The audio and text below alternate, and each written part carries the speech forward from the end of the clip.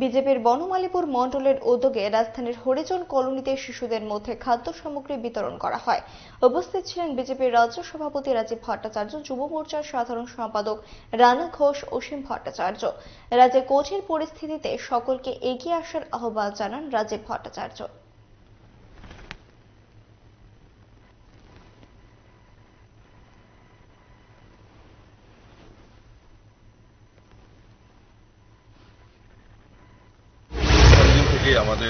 আমরা ময়দানে রয়েছি। আমিও আমার কার্যকর্তাদের আপিল করেছিলাম যে আমাদের সমস্ত যারা কার্যকর্তা, জনপ্রতিনিধি যারা রয়েছেন, তারা যাতে মাঠে ময়দানে নেমে মানুষের সহযোগিতা করে, মানুষের জন্য কাজ করে।